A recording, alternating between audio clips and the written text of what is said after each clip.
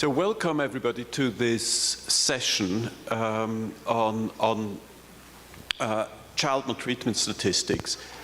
I just wanted to very briefly introduce you to why we've organized this session. I've been in this conference now for the second time, and as a criminologist I'm quite familiar with the thinking of people who think about crime and violence from a criminal justice perspective. And that's the main, kind of like the main topic of this conference, and it's related to the UNODC. But at the same time, I've also been working for at least 15 years together with WHO, with scholars who think about violence and crime, not so much from a criminal justice perspective, but from a public health perspective. And it's quite irritating sometimes that these two traditions don't really talk to each other. So there are traditions of research on child maltreatment, there are traditions of research on violence against women that are not very often discussed in the context of crime. In the context of this conference, for instance, there is more emphasis on organized crime or on corruption, while other phenomena are probably less often discussed. And so I thought this is an opportunity to bring these two traditions together and emphasize a topic that is very important in the Sustainable Development Goals, namely reducing violence against children. And so that's how we put together this panel with three really leading experts on the topic of child maltreatment and violence against children, namely Howard Kress from the Center for Disease Control and Prevention, Xiangmin Fang from the School of Public Health at Georgia State University, and Michael Dunn at the School of Public Health and Social Work from Queensland University of Technology. And I would like to give the podium to Howard Kress, who will start with the presentations. Thank you. Good morning, and thank you for inviting me. This is a wonderful opportunity. I also agree that it's great to get the two fields working together a little bit more. I've already been given some very provocative questions over the last day or so. So today I'm going to talk with you a little bit about the violence against children surveys, which are run out of the Centers for Disease Control and Prevention in Atlanta, Georgia, but are done around the world. What I first want to start, though, with is that if we look around the world, CDC estimates 1 billion children, or half the children in the world, annually experience moderate to severe violence every year. This does not include corporal punishment. These are things above and beyond corporal punishment. So if we looked at this in terms of a burden issue, it is enormous, and we need to do things to address it. Violence against children has both the immediate effect of the injury to the child, but long-lasting effects that you can see in this graph, including mental health problems, maternal and child health problems, where we can see that girls that experience violence in childhood have greater risk for unintended pregnancies as well as stillbirths and other complications. We can see great increases in risk behaviors for other health problems, including using alcohol and drugs and smoking, as well as many chronic diseases are increased by exposures to violence in childhood, including things like diabetes and heart disease. Trying to make this move forward. Okay, sorry. Okay, I'm pushing the wrong button, so let me go. No, well, I want to go backwards. There we go. Violence against children studies are actually part of a chain of events that we like to think about, which is doing the surveys that create data, which we then link to action. And that action is the INSPIRE 7 strategies for ending violence against children that has been produced in conjunction with a group of UN experts, CDC experts, and the WHO. I'm going to talk about all three phases in this talk. The VAX methodology are that there are national household studies designed to get an estimate of prevalence of different types of violence against children, including physical, sexual, and emotional violence. We interview 13 to 24-year-olds, and these are retrospective. So we ask the children and the respondents to look across their lifetime, as well as what's happened in the last 12 months. All the studies are carried out by national governments with technical assistance from CDC. We have extensive efforts to protect our child respondents, which I can talk to you later about after the talk is over. And in some countries with high HIV burdens, we actually offer HIV testing and linkage to services and care. As I mentioned before, we're looking to estimate the prevalence of violence, both lifetime and in the past 12 months, as well as examine some of the health consequences associated with violence. We can look at risk and protective factors, as well as utilization of services, all of which can be used to guide HIV programs as well as other programs and policies. CDC does not do this alone. We work with a group of organizations that together we call ourselves Together for Girls. This is an old name, and I can talk to you more about why it's called Together for Girls later. But this is comprised of USG, Canada, and UN agencies, as well as some private donors. So I'm going to spend the next couple of minutes talking about some of our findings, which coincide a lot with what the findings we saw yesterday in the violence against women work. This slide shows the prevalence rate for sexual violence against boys and girls before the age of 18. On the pink side or orange side are the girls' data, and the green side are the male data. And you can see the sexual violence prevalence rates range from 4% of all girls below 18 to 38% of all girls in Swaziland. Whereas the male data ranges from there's actually a typo here, male data ranges from 6% to 21% of all males experiencing some form of sexual violence before age 18. Many girls around the world experience first sex as either forced or coerced. And as you can see here, from about 1 in 4 girls to over half girls in Swaziland say their first experience with sex was either forced or coerced. So these girls are getting introduced to sex in a violent manner. Likewise, the risk for sexual violence increases as girls get older, with between 1 in 10 and 1 in 4 girls experiencing sexual violence ages 13 and under, with those rates doubling in the 14 to 15-year-old range, as well as the 16 to 17-year-old range. And this coincides with a lot of data we see in other studies. Many times the perpetrator are first dating partners, but this varies quite a bit according to which country we were working in, whereas you can see in Zimbabwe about almost 80% of the first incident of sexual violence was committed by the first intimate partner, with a low of about 24% of girls experiencing sexual violence by first intimate partner. Sexual violence isn't the only thing we measure. We measure physical violence, and as you can see from this graph, girls and boys experience physical violence at high rates. Again, this does not include any sort of corporal punishment. So this is not spanking or any sort of other parenting, culturally accepted parenting norm. Rather, this is something like being punched, hit, kicked, whipped, burned. True physical or strong physical violence. And as you can see, the rates for boys are higher than they are for girls, and with quite a bit of a range between the countries we look at. Likewise, emotional violence is actually more common in boys than it is in girls, with boys experience between 1 in 5 and 1 in 4 in 10 boys experiencing emotional violence, with rates somewhat similar in girls but slightly lower per country.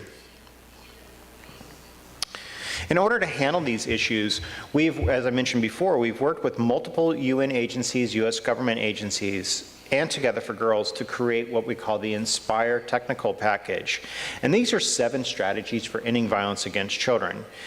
Each letter in Inspire stands for a different strategy, such as implementation of laws, norms and value change, safe environments, parent and caregiver support, income and economic strengthening, as well as response and social support services, and last but not least, education and life skills. I'll spend the next few minutes showing how the VAX data can inform us globally about each of these Inspire strategies, with the exception of implementation and enforcement of laws, which we do not collect in the VAX. So in terms of norms and values, one of the things we look at is how much boys and girls endorse various statements about gender norms. And what we find is that girls actually tend to endorse values that endorse domestic violence at a higher rate than boys. And this is, even though I only show data from Haiti and Nigeria, I could actually show you this same sort of graph for every country we've worked in. That is, girls tend to endorse this at a higher rate than boys.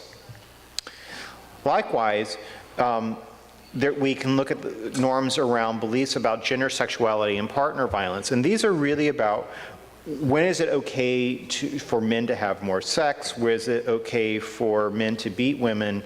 And you can see again, the rates are about the same, but in the case of Haiti, slightly higher endorsement rates for women. In terms of the P strategy, parent and caregiver support, what we see is that males who do not experience sexual violence feel free to talk with their parents at a higher rate than those males who experience sexual violence. And we know from other research that talking with your parent is really important in your lifelong development. And I'll show you how this actually plays out in terms of crime towards the end of this, my presentation. Okay. In terms of support services, this graph shows the utilization of services after sexual violence in Nigeria.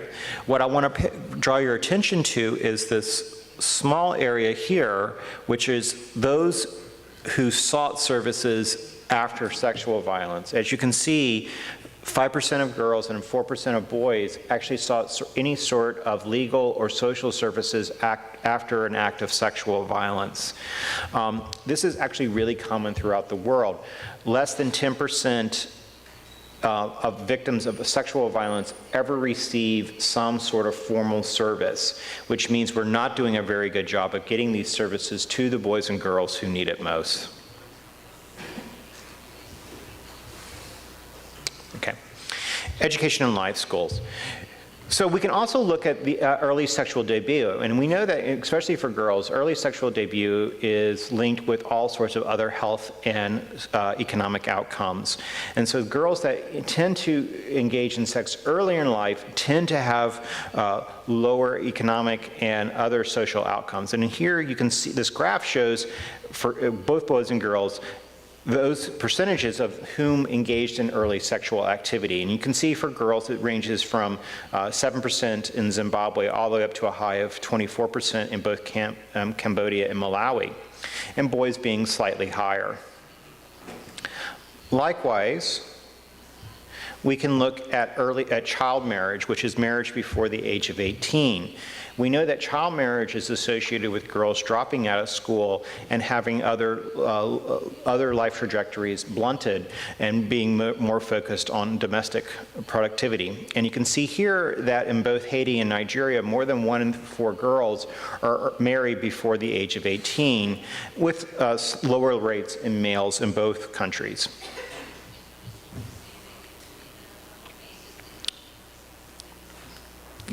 Yeah. Okay. One of the other things we can look at are things like orphan status, looking at either those who are not orphans, those who are single orphans, meaning they are missing one parent, or double orphans, meaning they're missing both parents. And as you can see from this graph, that as you lose parents, the risk for sexual violence, physical violence, and all other forms of emotional violence for both males and females is generally increased with the loss of parents. This is a key indicator for us in understanding which children need probably the most urgent care first in our response plans. Yeah. And also we can see that different types of violence are also associated with infrequent condom use. This is really important in the HIV world, where we can see that low use of condoms increases the spread of HIV, but this would also be associated with the spread of other sexually transmitted infections. Yeah. We can also see that there is a dose response, meaning that with more exposure to different types of violence, that you have different types of outcomes. And in here I'm showing you the odds ratios for sexual violence among sexually active youth. And then you can see that those who have experienced both or all three types of violence in childhood, sexual, emotional, and physical, are at much greater risk for engaging in early sexual behavior than those who only experience one or two types.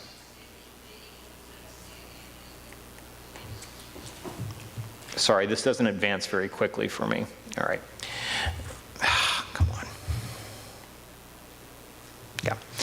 So I want to also mention that we've been moving into the Latin American part of the Americas recently, with studies being done in Honduras, El Salvador, Guatemala, and Colombia.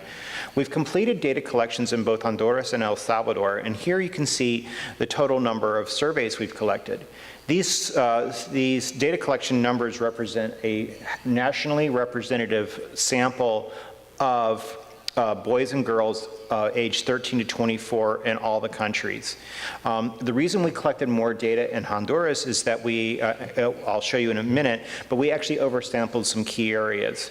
Likewise, we'll oversample in some key areas in Guatemala and Colombia. I should also mention that with the Latin American work, we're really focused in on understanding the link between violence and migration, community violence, alcohol, and firearms.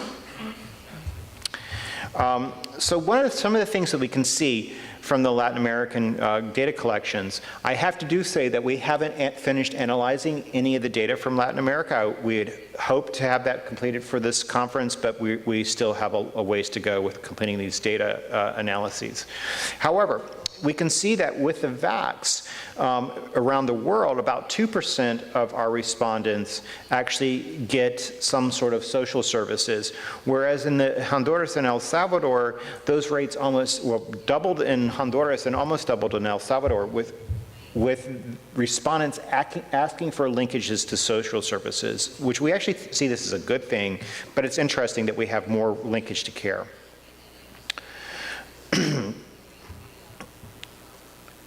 Some of the other things we've done, especially in El Salvador, was that we were really looking to try to understand how to enter into communities where there's high levels of community violence or gang activity. We worked really hard to create a system that would allow us to enter into those areas that are controlled by gangs and actually conduct the surveys. And we managed to do that in multiple areas, which was pretty much a first for El Salvador, or at least for this sort of survey. It was not easy getting in there. We had to make some adjustments while we're in the field. And then once we finish all the data analysis across these countries, we're actually going to hold a regional conference to talk about how to use these data for prevention purposes. And these next couple of slides just sort of show you what we were doing in both Honduras, El Salvador, Guatemala, and Colombia. And in Honduras, we actually oversampled in these areas, which were identified by the country as high community violence regions that they really wanted to know more information about. So we have extra information about each of these localities, which will be used for the Honduran government to further refine their response to the survey. We didn't need to oversample in El Salvador, but we are going to oversample, if it'll move forward. In Guatemala, we will be oversampling in the Maya areas, as well as several communities that have higher levels of violence. And in Colombia, we'll do a national study, but also focus in on areas that are affected by the peace process in order to ensure we have better data for the peace process as it moves forward. And will it move forward? I think that's the end of my presentation. There it goes. Yes, there it goes. So I hope this presentation gave you a little sense of how we want to inspire the world to begin looking at violence against children and the things that we need to do in order to prevent the violence from happening, but also make sure that we get the care to the children that need it most. So thank you.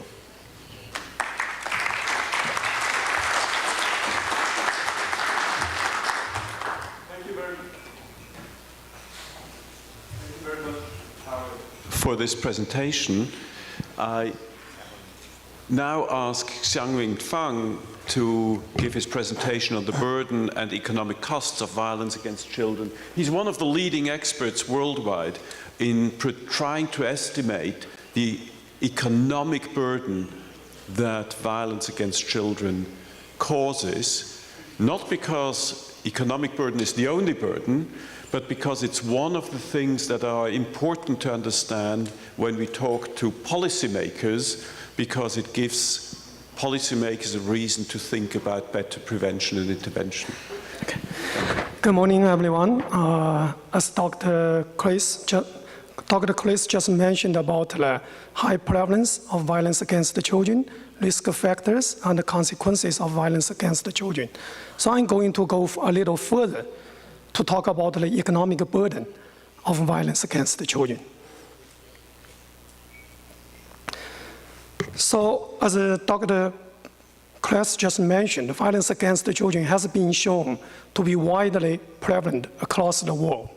So violence against the children can have lifelong adverse health, social, and economic consequences for survivors. So over 1 billion children are exposed to violence each and every year. So scientific research has shown that toxic stress associated with violence against the children can lead to potentially irreversible changes in brain systems and architecture, and therefore cause damaging effect on learning, behavior, and health across the lifespan. So more specifically, the potential lifelong adverse health, social, and economic consequences associated with violence against the children include, but not limited to, behavior problems, mental health conditions, delinquency, adult criminality and violent behavior, chronic diseases, health-related quality of life, and adult economic well-being. So I try to think about the relationship between violence against the children and the sustainable development goals and the economic development. So health and education are two vital components of human capital.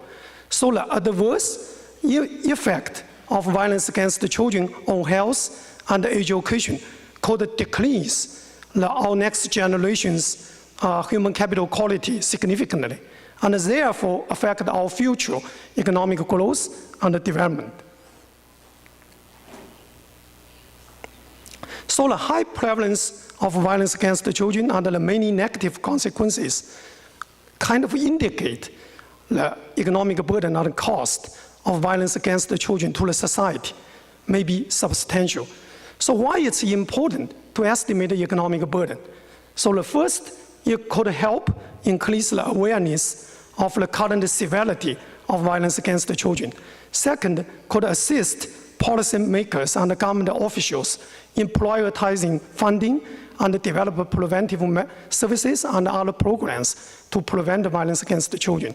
And also, it would allow us to compare violence against the children with other public health concerns, such as stroke, diabetes. And also, once we know the economic burden of violence against the children, we can use that information to assess the cost-benefit or conduct cost-benefit analysis or cost-effectiveness analysis for any violence against the children interventions.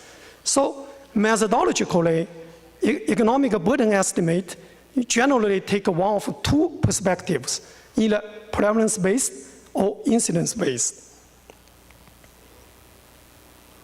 So for the prevalence-based approach, this approach estimates direct and indirect costs incurred in a period, usually 1 year, say 2017, as a result of the prevalence of violence against the children during this same period, say 2017, regardless of the onset of violence against the children. So for prevalence-based approach, we take all the cases, no matter it happened in 2017 or it happened prior to 2017.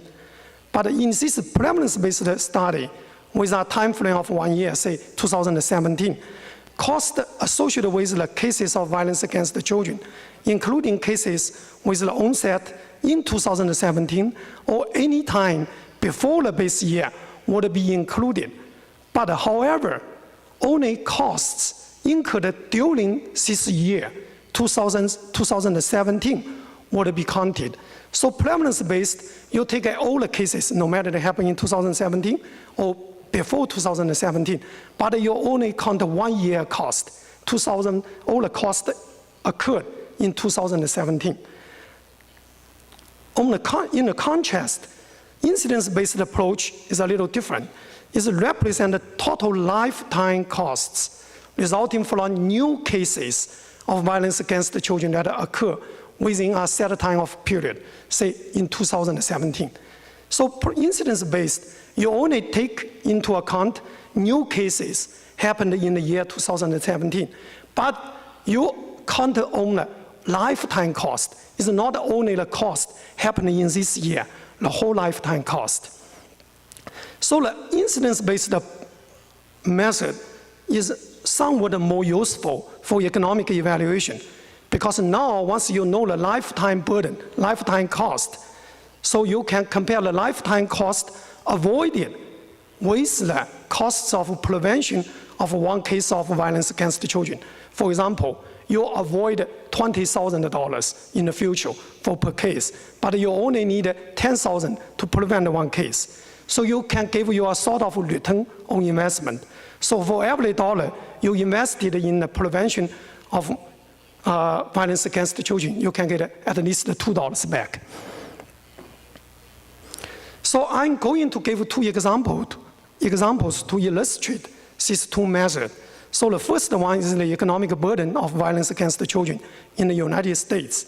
So see, the objective of this study is to estimate average lifetime cost per violence against the children victim and the aggregate lifetime costs for all new cases of violence against the children incurred in 2008 using an incidence-based approach.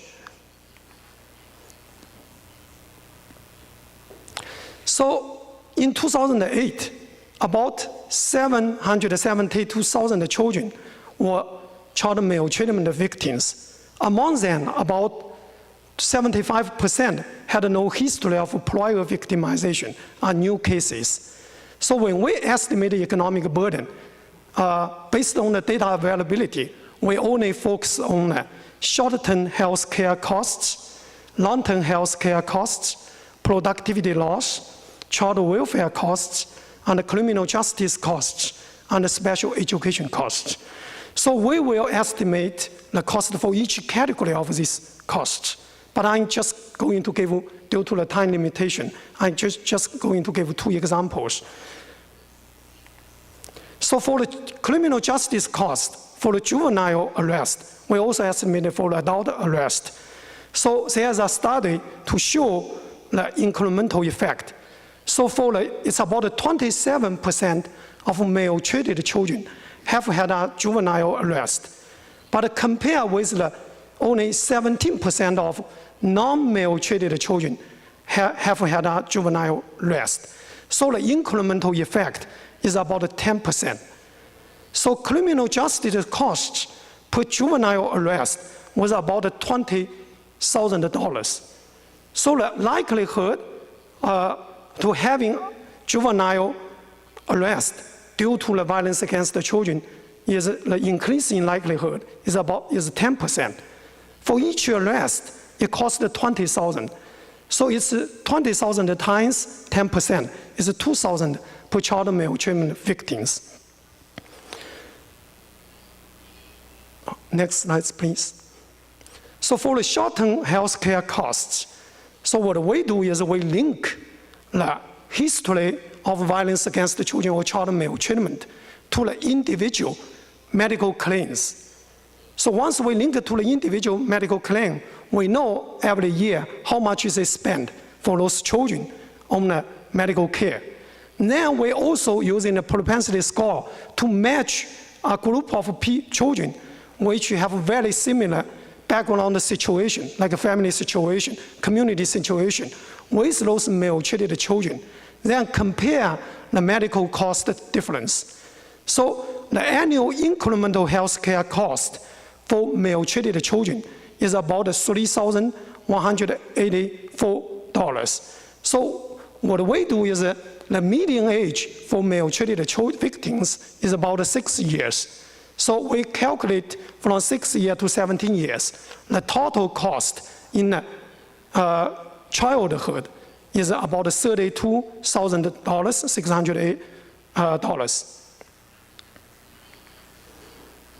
So the average lifetime cost per victim of non-fatal child maltreatment is about $210,000 in 2010 dollars, which include about $32,000 in childhood health care costs, about $10,000 in adult medical costs, is about $144,000 in productivity loss, is about $8,000 in child welfare cost, is about $7,000 in criminal justice costs, is about $80,000 in special education cost. So we add all these costs together for the year 2008. The total lifetime cost is approximately $124 billion, is about 1% of the United States GDP. Next slide, please. So we compare the economic burden of violence against the children with other health problems. The lifetime cost per victim of non-fatal child maltreatment is comparable or even higher than many other high-profile public health problems. So for the violence against children per victim is about $210,000. The discounted lifetime cost for stroke per person is about $160,000. The total lifetime cost associated with type 2 diabetes is within the range of $180,000 to $250,000. So it's comparable or even higher than many what we regarded as high-profile public health problems. And then I'm going to talk about the economic burden of violence against the children in Nigeria. This is we're using a prevalence-based approach because we don't have, data is not available as rich as what we can get from the United States. So is to estimate the economic burden of violence against the children in Nigeria based on what Dr. Kress just mentioned, the 2014 National Violence Against the Children Survey. So we first estimated the disability adjusted life years lost from deaths, diseases, and health risk behaviors attributable to violence against the children, and then converted the daily loss into monetary value by assuming that one daily is equal to the country's per capita GDP. So this is more like a health effect. Then we also look at the education effect. So we basically multiply the effect of violence against the children on whether the respondent obtained secondary or higher education by the income difference between those who obtained secondary or higher education compared to those below secondary education. So the idea here, I won't go too deep, too much to the methodology, but I kind of gave you the idea how we get the daily loss. So the idea here is we look at the relationship between violence against the children with several health outcomes and health risk behaviors, including mental distress, sexual transmitted diseases, self-harm, drug use, smoking, problem drinking, and the perpetration of interpersonal violence. So what we do is we based on the research to study on the relationship between violence against children and these outcomes, then calculate the population attributable fraction. So for example, right here, this is not a real number. For example, the population attributable fraction for self-harm attributable to violence against children is 10%, which means in this country, 10% of self-harm are attributable to violence against the children. So we, from the WHO website, for the global disease burden study, you know, for example, in Peru, in 2017, for example, self-harm cost Peru maybe, let's say, 10,000 daily loss. But 10% of them attributable to violence against the children. So the idea is that daily loss associated with violence against the children through self-harm is 10,000 daily times 10%, which is 1,000 daily loss. Now we did this for all these health outcomes. So the monetary value, the estimated economic value of these lost dailies attributable to non-fatal physical violence, emotional violence, and sexual abuse was about $64 billion US dollars, $0.6 billion, and $1.9 billion respectively.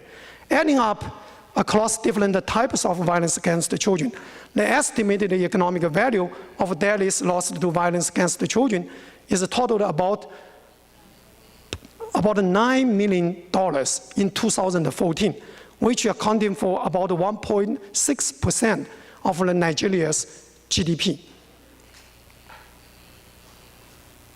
So the productivity loss, the total loss of earnings attributable to childhood physical violence, emotional violence, and sexual abuse was about 673 billion Nigerian naira, and 155 billion Nigerian naira, and 139 billion Nigerian naira respectively. So adding them together, it's about $6.1 billion loss of earnings attributable to childhood violence, accounting for about 1% of Nigeria's GDP. Next slide, please. So I did this economic study for the United States, Nigeria, Cambodia, China, East Asia Pacific region, and South Africa. The Australia study was conducted by a group of Australian researchers. So here I give you the economic burden of violence against the children as a percentage of GDP, ranging from about 0.8% in the United States to about 4.3% in South Africa. But most of these estimates are ranging between 1% and 2% of GDP. So, conclusion. So all these estimates confirm the importance of prioritizing violence against the children as a key global public health concern. So policymakers are urged to consider the tremendous economic cost as well as the human toll and lifelong impact associated with violence against the children when reviewing and making budget allocation decisions. Next slide, please.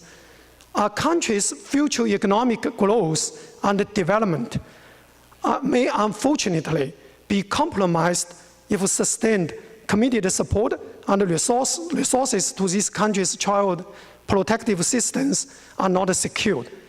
And also, for many of the countries, we couldn't do the incidence-based approach because the lacking of the data.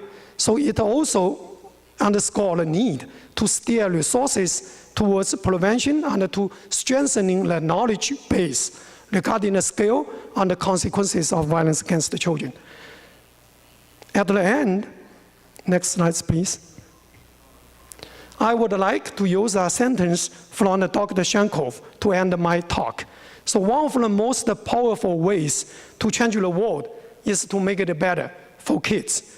I really hope much more will be done to provide a safe, stable, nurturing environments for our children. Thank you.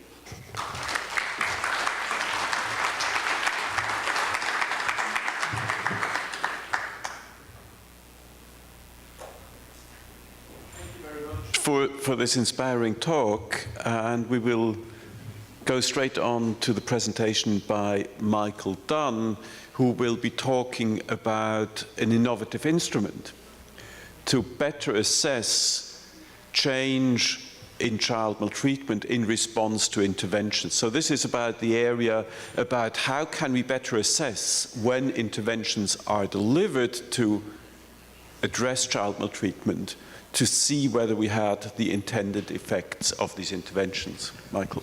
Thank you very much. It's my great pleasure to be here. I wanted to talk this morning about two things. One is that things we can be certain about, right?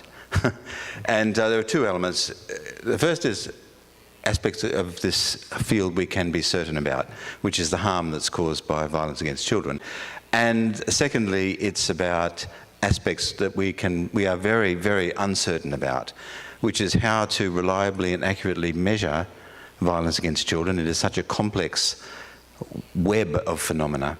And it's a real challenge for those of us who are involved in community-based programs where we really need to evaluate the effectiveness, both scientifically and in terms of also the process, to ensure that what we're doing is worthwhile.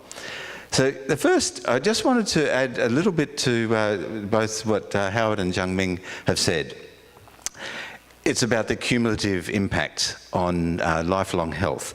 Now, we are here focused on violence, but of course violence and neglect of children is strongly associated with the household dysfunction and other problems that children are exposed to. For example, growing up in a family where someone has a mental illness or where someone is imprisoned.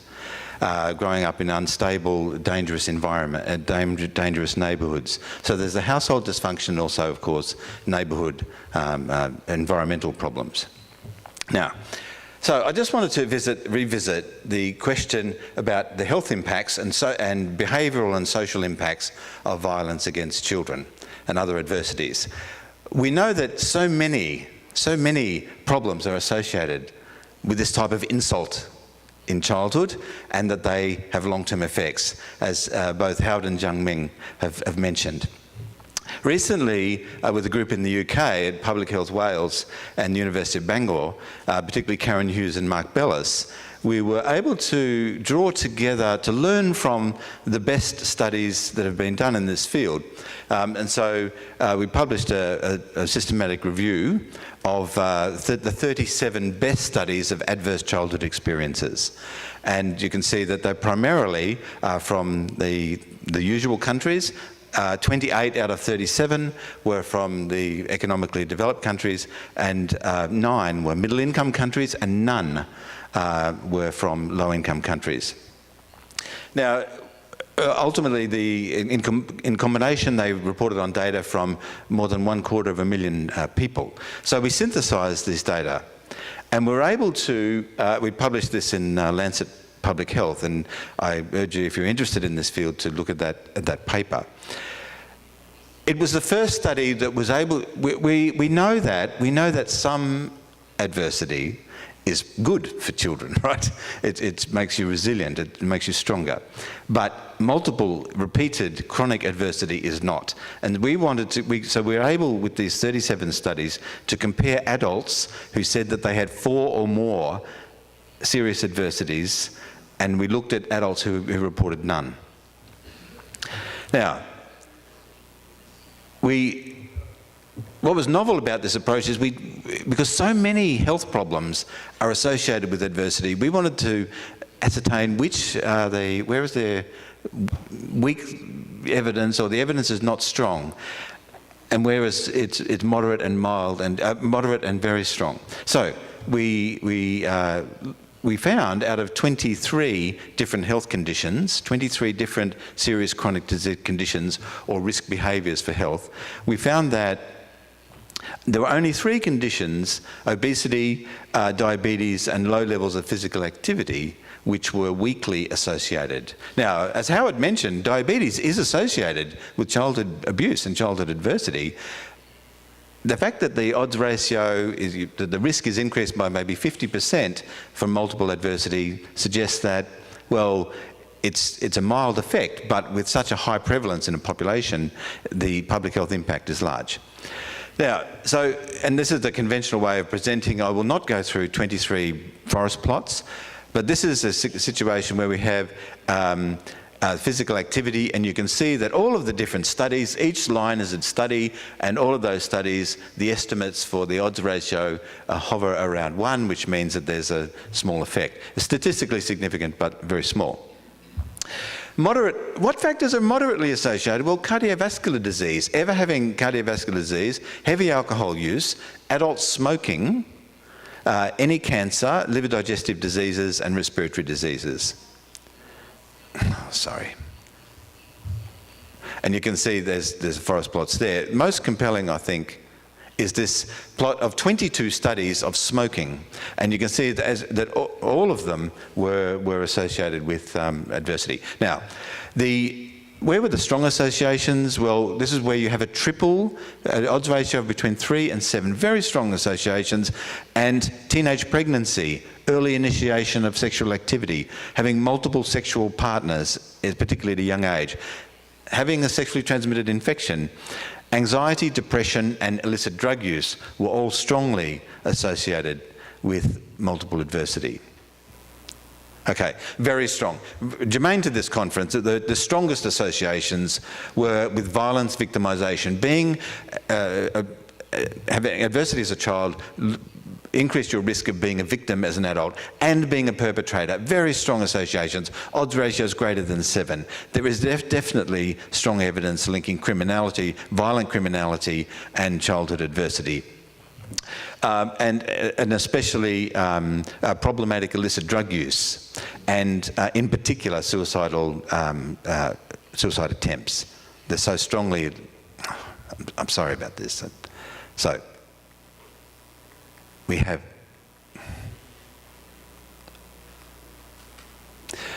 the association between suicide attempts and multiple childhood adversity is, the summative odds ratio is 30. It's extraordinary. Okay, right. Okay. Now, I do want to talk about the issue of standardising measurement, because this is the core theme of this session. Really, while there is very compelling evidence, yes, and the pattern that the three speakers have portrayed is clear, still the great majority of the evidence is from a small number of countries. The best evidence that we published last year, really just a small number of countries: the US and Western Europe, and Australia, and a small, only 9 middle-income countries. One of the real difficulties that many people have noted is that the measurement of violence against children is not standardised. Now, the work that the CDC has done for more than a decade now is wonderful. It's extraordinary. It's changing the planetary understanding of the epidemiology of violence. Okay.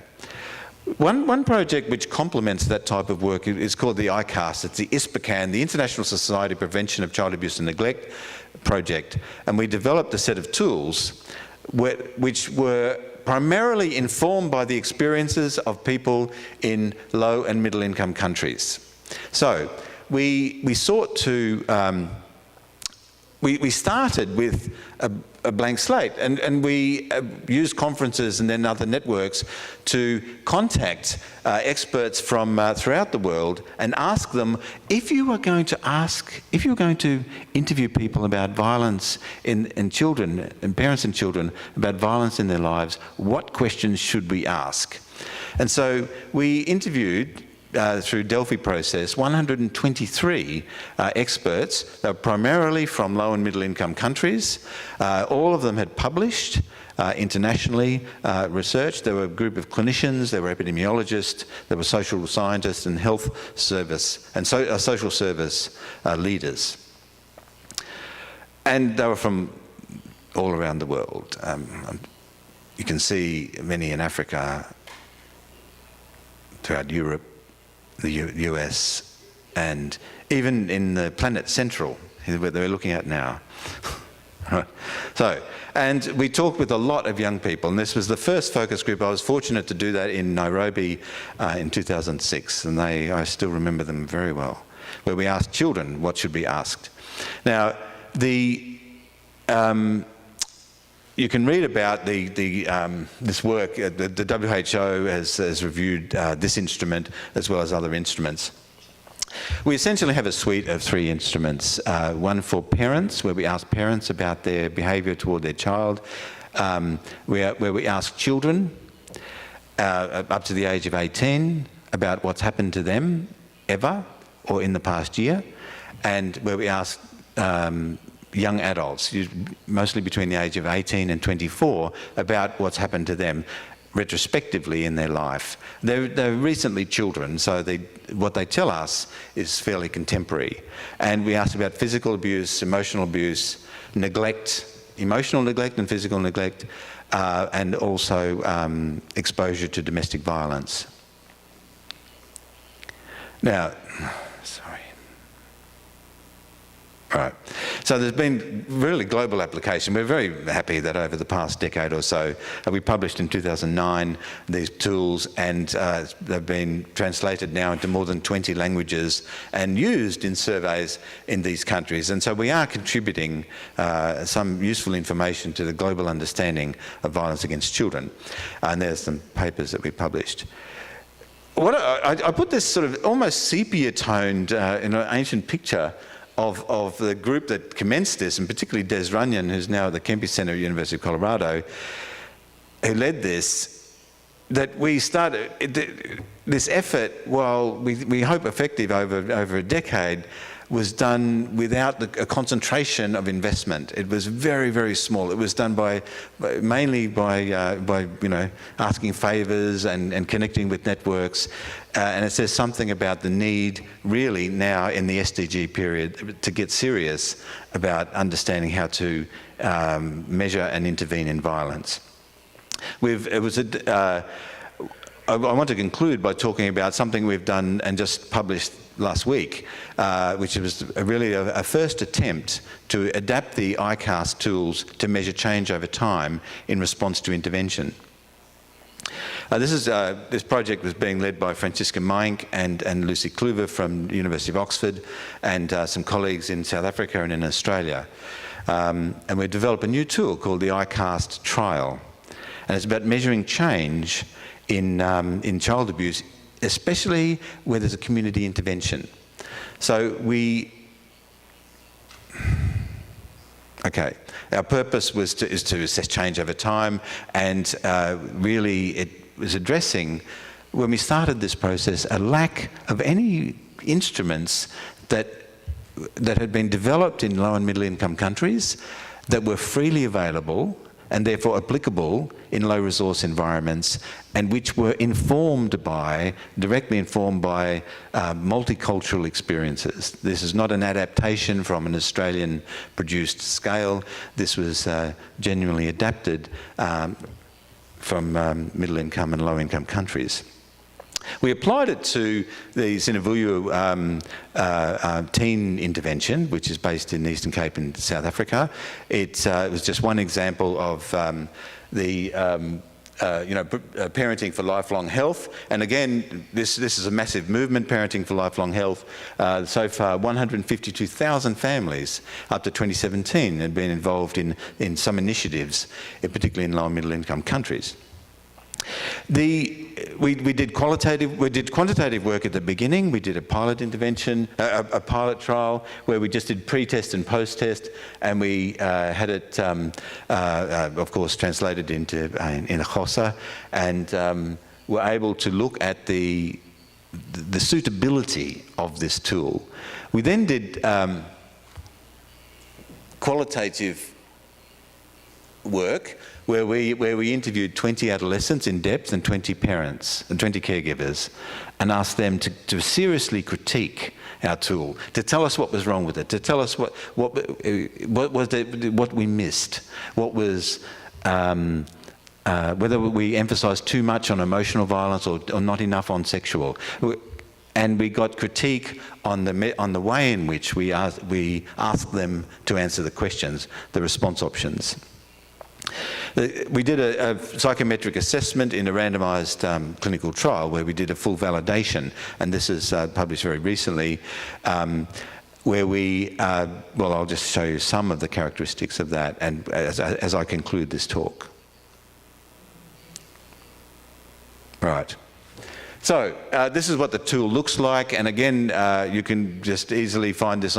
We have the paper and extensive supplementary material. Everything you need to know about this tool is available at from the journal Child Abuse and Neglect. And this not a freely accessible journal, but this is open access, this paper. So you can look at our tool. And we ask about the, physical abuse, emotional abuse, and sexual abuse, exposure to parental violence in the household. So, okay, these are rather difficult to read statistics. We won't explore in detail, but we've done a factor analysis, and we find that of the caregivers, we have a scale for caregivers, which asks them about what they have done to their children, but usually within the context of punishment. And also for the sexual abuse items, we do not ask the caregivers how have you sexually impacted on your child. We ask, are they aware of their child having been forced to do sexual things against their will? Of course, the window of the parent onto that experience is less clear.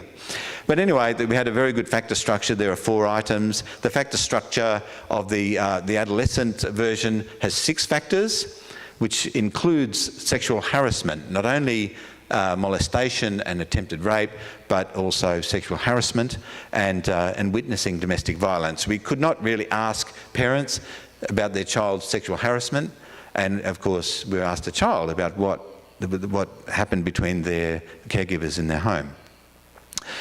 Now, the critical question is, well, is this tool good enough to measure change over time? And we have a fairly clear indications that for the most common types of violence against children, it is effective.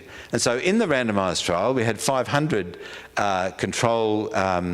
had 500 adolescents, and half of those were in a control group and half in an experimental group, and we had very clear evidence that physical abuse declined over time. This is only a short-term change. We're asking about physical abuse that happened within the past month, and it declined significantly. Well, in both groups, the control group declined, but you can see there an interaction, a significant interaction, so that there's this much greater reduction in the intervention group. For emotional abuse, the same pattern, except you can very clear interaction that you've got a big reduction in the emotional abuse. This is parents or caregivers yelling, insulting the child, threatening the child, a significant reduction over the course of a 12-week program. And 1 month and then 5 months later, after the program, there was a significant reduction. So it is sensitive to measuring change in emotional abuse. This is a measure of change in physical abuse reported by the parents. This is the extent to which they hit their child or shook their child or restrained their child as in the home over the past month. And you can see very clearly an interaction where there's a big reduction in physical abuse. We don't know how sustainable that will be over the longer period, but definitely there's a positive indication of the benefits of this Parenting for Lifelong Health program. And so we're very happy that our tool is sensitive enough to measuring change. Now, some aspects, it's not perfect, of course. As you may already have anticipated, measuring change in sexual abuse, especially when we're looking over the experiences in the past month, our tool was not successful in doing that because the incidence of sexual abuse over a 1-month period is low. And so some of the change statistics were, we did not find any that got worse, but we certainly, particularly sexual abuse, it wasn't sensitive to measuring change in that measure. But overall, it can detect change and positive responses in the short-term follow-up. This is I'm pleased to be standing here in South America, because one time I was in North America at a meeting sponsored by USAID, and Howard was there with CDC. And I was asked by a very earnest Colombian researcher there who was saying that he really wants to measure change. They have so many programs in communities and they have no tool to measure change. And I hope that this work that we're doing here will contribute to that effort. So thank you very much. Okay.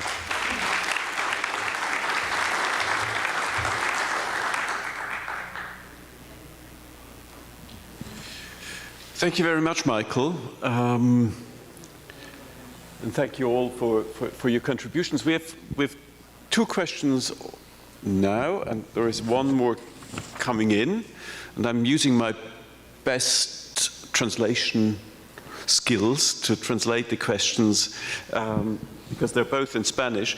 The first question, I'm not sure whom this is addressed to, but the question is why in the presentation labor exploitation, so child labor, was not considered as one of the forms of violence against children. I don't know who wants to respond to this.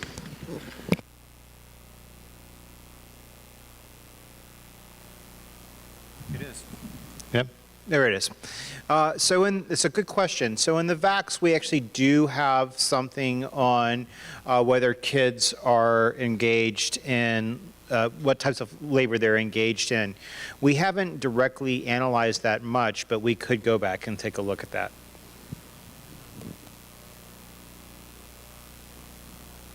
The question is specifically to Michael, and it's a very general question. What are the causes of violence against children? Thank you for that. Thank you very much for that question. Well, it's of course so complex. Well, if you use a Bronfenbrenner social ecology model, theoretical model, where we look at the individual, family, social community, and school, and then neighbourhood, and then greater society levels, all of those levels contribute. I'm sure that social policy contributes to violence against children. What we know, it's a massive question. What we know is that there are no simple conceptual models. There are no straightforward explanations for that, and that the factors that will cause risk in one child or elevate risk in a statistical sense, their predictive value is not strong often. Yes, there's associations, but we don't know that a child in a given set of conditions where their mother has opioid dependence and they live in an unstable neighbourhood, we don't know that that child will be abused or neglected. We don't know that, and because the predictive value of these measures is not strong enough. So I think it's so difficult to answer that question. I could maybe talk for 1 hour about that. It's what I would say. I just want to add to this to say that what we have here is absolutely, it's an emerging. The understanding in this field is emerging now. This is not ancient history. This hasn't been understood for a long time. I think the work that Zhang Ming has done on the economic consequences is absolutely extraordinary. Yet the first serious study of this was 2012 in your paper, which is now a classic, a citation classic, looking at the burden of child maltreatment in the United States. This is all contemporary and it's evolving. Within the broader narrative of the Sustainable Development Goals, we now have to get serious, because if we think back to the MDGs, and in the 1990s I worked in the field of HIV and sexual health, there was so much global investment, extraordinary amount of work done into the science of human sexuality and the science of drug use. And really we were able to intervene and make massive advances. That is not happening now. It's not there now. The international will has dissipated a lot, And I think there needs to be, and hopefully through forums such as this, we can get collective purpose around getting serious investment so that we can improve the science of violence against children, not only the descriptive science and the costing of it, but the intervention science, so that we can really make a difference. That's a tangential sort of aside to that question. Thank you very much. There is one more question. I think it's probably both to you, Howard, and to you, Michael, and it goes back to this question of how do you do interviews with young people in situations where they are dependent on their parents. You ask them sensitive questions. How do you make sure that these interviews are conducted in such a way that you don't cause additional risk to the child, in either psychological or risk caused by the parents themselves? That's a terrific question, and it's one that we've spent a lot of time refining the technique for. We go through a multi-stage consent process, and I'm going to talk about for interviewing minors. So these are people, essentially our 13 to 17-year-olds. So we go through a consent process where we consent the household, and then we do a more in-depth consent, or really assent process with the minor, where we fully disclose the nature of the study to the minor. There, of course, they can choose not to respond to any question at any time. We also only do the interviews in a space where the interview cannot be heard. Many times we do need to do the interviews where the interview can be seen by the parent. So let's just say we come to a household and it's in a rural area. They may decide to do the interview under a tree that's away from the household so the mom or dad can watch the interview, but the actual interview itself cannot be heard. Our interviewers are trained for 2 weeks on how to do these interviews, and so they've given a lot of information on how to handle adverse responses. As part of the study, we work with the national government to implement a referral program. So if a child does become distressed during the interview or after the interview and asks for links to services, we can get those services to the child within 24 hours.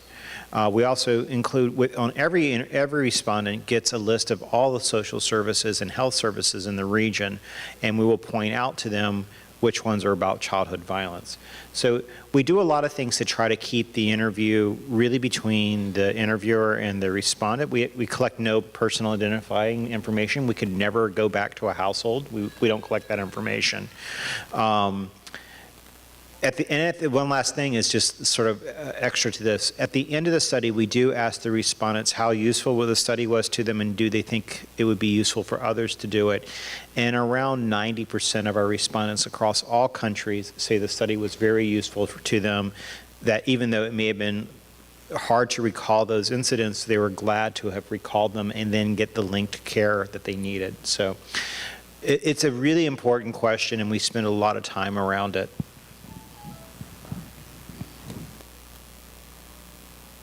So thank you very much for these contributions, and thank you to the audience for having asked really important, interesting questions. Is there another question?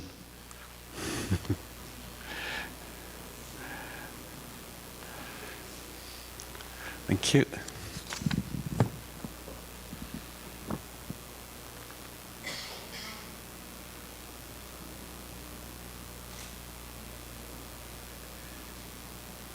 Now, I'll read this out, but I'm not sure what the question is.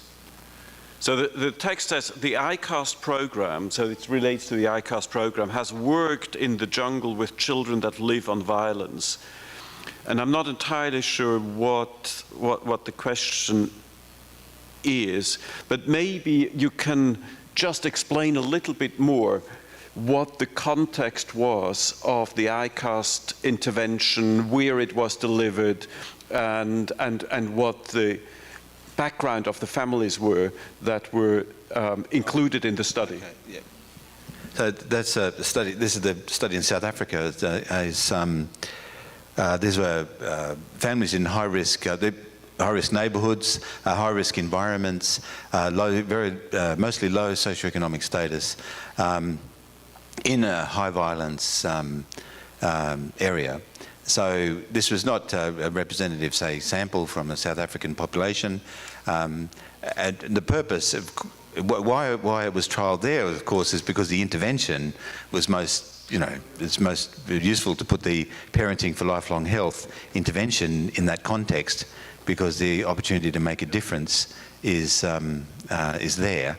And there were a few other resources that parents can call upon. We're very happy. This is so early days. Like this is just the first time we did the validation of this tool. We want in 5 years' time, of course, we hope that other studies will use this tool and perhaps improve on it. None of this is perfect, and it's mostly done with ourselves low resources to do the scientific work. But nevertheless, it's good that we're happy that it demonstrated the sensitivity to change, and that this tool should be adaptable in many languages. We found in the earlier versions of the ICAST the translatability was very high, the cultural acceptability was very high in most cultures, so there are not any sort of major technical difficulties in adapting to other languages and contexts. I would just like to add one thing here, that the intervention in the background, which is called Parenting for Lifelong Health, is really just quite a massive step forward in providing tools in low and middle income countries to improve parenting skills of parents. First of all, it's been developed by a group together with the World Health Organization, free of costs. So it's not something that is expensive, that needs to be bought from providers that charge very high amounts of money for parenting skills programs. And I think the other thing is that it was developed in low and middle income countries in consideration of different contexts, different conditions. And it's a program that has one component for small children and a component for adolescents. And I think especially I would like to emphasize the component of a parent training program for adolescents, because for a long time when we talked about parenting, we were talking about parenting for infants, for small children, and there was a neglect of parenting of adolescents. But parents, when you talk to them, they often think adolescence is really the challenging years, and better learning how to deal with conflicts during adolescence, during puberty, is something that is very important. So thank you very much again, and thank you for coming to this session.